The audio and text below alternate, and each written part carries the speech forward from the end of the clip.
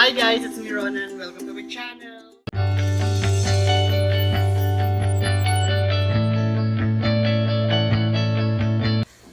Okay, hi everyone. So right now, I'm going to make an unboxing video kasi kahapon bumili na ako ng camera. So meron na akong camera. So when I started my vlog, ang ginagamit ko lang kasi is yung cellphone ko, iPhone 6s Plus. Every time nagpo-vlog ako, yun lang yung ginagamit ko. Wala talaga akong camera na ginagamit. So, yun, may mga restriction when it comes to using yung phone lang. Pero of course, maganda naman talaga yung effect. Maganda din naman talaga yung kinalabasan kung yung phone lang din yung gamit. Tsaka it's easier to edit kasi apps lang, tapos dire-diretso na, tapos now, since na talagang nag-i-enjoy ako sa pag-vlog at talagang gusto kong seryosohin ito, so seryosohan na talaga ito. Bumili na ako ng camera kahapon and i-unbox natin siya. So gusto niyo ba yung bago kong background? Nice, no? So yun, so i-unbox natin yung binili kong camera kahapon. Binili namin siya doon sa Makati sa Norieta. Nakamura ako guys, so bonggang-bongga ito. So ito na, yung binili kong camera. Kukunin ko muna sa ito. Here it goes! Diyan! Ito na siya. So, bongga, di ba? May kasama siyang pabag na ganap. Professional! By the way, guys, ang binili ko palang camera is Canon EOS M10.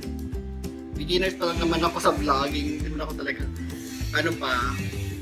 well, technically, baby pa yung account ko, baby pa yung YouTube ko, kasi mula ko lang. So, huwag mo na masyadong malalang pagbonggahan na camera. So, ito lang tayo sa mura at maganda yung quality. So, yun. So, bago ko siya binili, chinek ko yung mga review niya online. So, may mga pros and cons, ganyan-ganyan. So, well, anyway, mura siya, and mas madali din siyang gamitin. Okay naman siya. So, nung tinest namin siya doon, okay naman siya. Nagustuhan ko naman siya. So, wala naman talagang problema. So, I don't know. Siguro, hindi naman ako masyadong technical. Yun. So, anyway, eto na siya. So, first and foremost, bumili mo na ako ng tripod. Hindi original yung tripod na binili ko kasi mahal. So, tumodo na ako dun, pumagas na ako sa camera. So, ito muna yung tripod na hindi mo siya una original yung binili kong tripod. Pero okay naman siya. Ganda yung umarte masyado.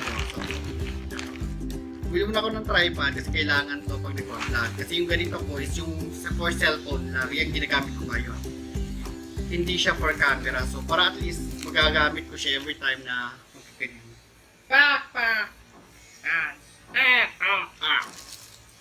Diba? Ito. So, magkano lang ba to? 400? Mura lang to guys.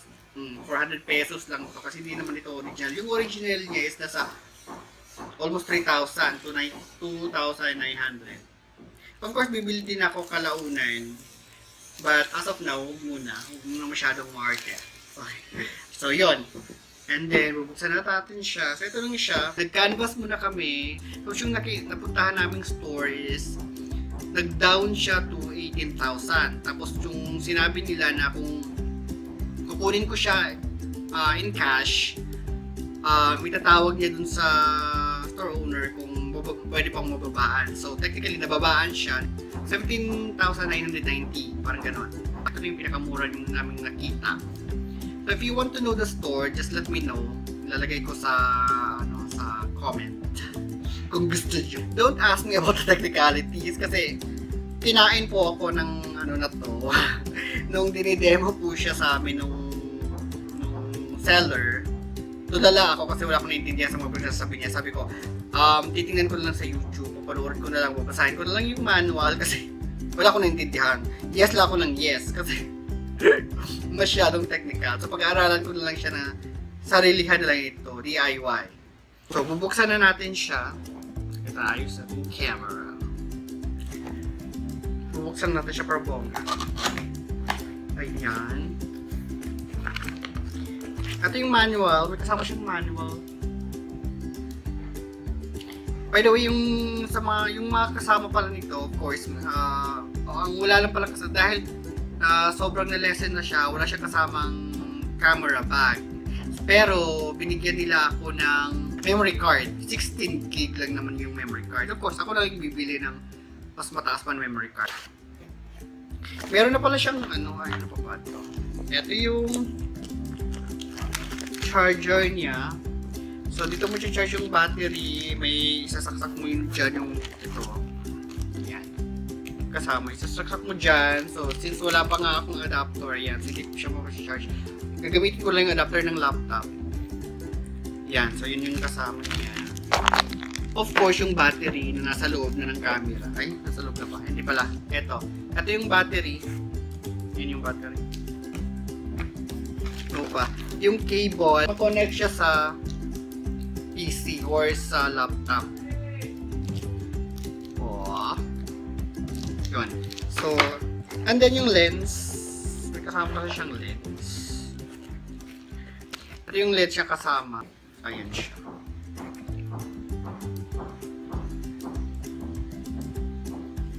Ayan yung lens niya.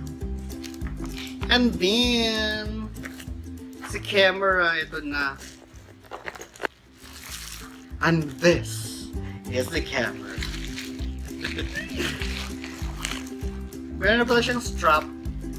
Pinakabit ko na siya kasi para hindi na ako magkabit-kabit pa. Yung memory card, ito na rin sa loob. Kulay white para mas maganda. Masyado kasing seryoso yung black. Ayoko talaga ng black. Kahit yung sa gadget ko, kahit yung sa camera ko, kulay white. Ayoko ng black. Gusto ko feel yung black na color. Gusto ko mas bright, mas masaya. Ayan na siya. Ang cute niya, no? Kasi maliit siya. So kahit saan, pwede mo siyang dalhin. Hindi siya masyadong takaw atensyon. O kahit sa, sa mga concert. Pwede mo siyang i-sneak in kasi ilagay mo lang siya sa pulsa or kahit saan, ilagay mo siya sa brief. Tinuruan naman kami yung mga basic lang kung paano siya gamitin, pero of course yung in-depth talaga, or basahin ko na lang yung manual para bongga.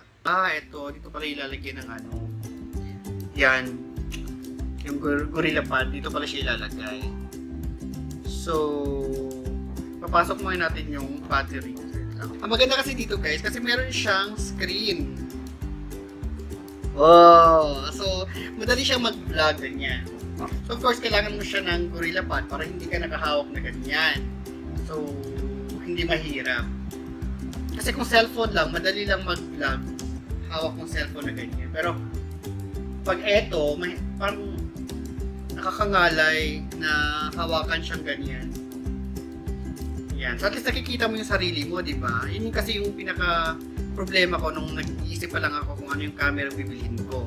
Gusto ko kasi mura lang, kasi hindi pa naman ako talaga, nagsisimula pa lang ako sa pag-vlog. So, gusto ko mura lang muna. So, gusto ko kasi may camera, may ayan. May screen. Parang nakikita ko yung sarili ko habang nagsasalita ako, nag-vlog ako. Kaya ito ganyan, nakikita mo yung sarili mo na habang nag-vlog. Ang ganda ng kulay niya, kulay white. Okay, so eto na nga, medyo na-figure out na namin siya. Medyo malinaw na yung kuha. Medyo malinaw yung kuha niya, hindi pa masyadong na-set kung pag against the light or whatever, kung yung mga lighting niya, hindi pa siya masyadong na-set kasi hindi ko pa masyadong nabasa yung manual and hindi pa ako masyadong nakapagpanood ng mga instructional camera marunong sa YouTube. So, magsiswitch tayo from iPhone to Canon. Excited na ako. So, ito na. Here you go. 1, 2, 3. Hi guys! So, ito na nga. Gamit ko na yung... Saan ba ako dapat nakatingin? Diyan, dito. Gamit ko na yung bago kong Canon M10. So, kung napapansin nyo, iba yung suit ko ngayon kasi 1 week na yung lumipas bago ko ulit na ituloy itong unboxing video ko. Kasi last time, nung unboxing ako, biglang namatay yung camera kasi na-drain na yung battery. Hindi pa pala kasi naka-charge yung battery nun. So, chinarge ko muna, kaya lang I have work that night. So, hindi ko kagad na ituloy. Sabi ko, ngayon ko lang ituloy. So, 1 week na nakalipas. Kaya iba na yung suot ko now. So, medyo marunong na ako ng konti kung paano siya i-navigate. Whatever. So, yun. So, ito na yung itsura niya. Ito na yun, medyo okay na. Medyo na-set up ko na ng konti. Pero hindi pa rin ako ganun ka galing kung paano siya gamitin. So, at least meron namang mga tutorial sa YouTube. So, doon ko na rin tinitingnan kung hindi ko maintindihan yung manual. Kung kailangan ko pa ng in-depth na camera at marunot. So, yun. So, tatapusin ko dito yung unboxing na to kasi 1 week ko siyang 1 week ko siyang sinut. Anyway, so thank you guys. So if you have time, please subscribe to my channel. Thank you for watching and give me a thumbs up. Thank you. Bye-bye.